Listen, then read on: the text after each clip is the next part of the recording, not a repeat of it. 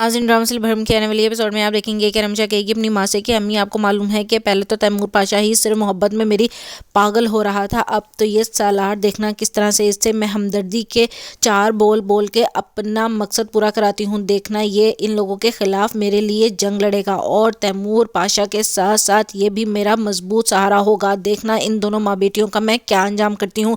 जिस पर उसकी माँ कहती है कि बेटा थोड़ा संभल के चलो, पहले ही ये खेल हम बहुत ही ज़्यादा फूक फूक के खेल रहे हैं, लेकिन अगर ये हकीकत सबके सामने आ गई कि तुम फ्रॉड हो और असल में सजल तैमूर पाशा की बेटी है तो तुम्हारा क्या बनेगा। लेकिन अगर तुम अपने अंदाज से इस बारे को लेकर चलना चाहती हो तो मैं तुम्हारा साथ दूंगी, लेकिन ये बात सजल से हमेशा छुपी रहनी चाहिए। जिस पर वो कहती है कि आप एक तो सजल को बीच में ले आती हैं, जब ये बात हमारे बीच में दफन हो चुकी है तो इसको बार बार कह के क्या दीवारों के कान हैं, आपको मालूम नहीं तो क्यों आप ये बात दोहराती रहती हैं और मेरा मूड ख़राब करती हैं। इसलिए अब आप मुझे मेरे हाल पे छोड़ दें और जो खेल मैंने शुरू करना है इसमें मेरा साथ दें। जिसमें वो कहती हैं कि ठीक है लेकिन मुझे थोड़ा वक्त लगेगा। दूसरे सीन में आप देखेंगे कि सालार कहेगा अलीज़े से कि तुम ऐसे क्यों कर रही हो, तुम्हारे हालात जो है वो इस घर में अब वो नहीं रहे जो पहले थे। तुम्हें मालूम है अंकल तुम्हारा कितना साथ देते थे, लेकिन अब जब से रमशा इस घर में आई है तुम्हारी ये हरकतें उनको तुमसे दूर कर देंगी। इसलिए तुम बेहतर यही होगा कि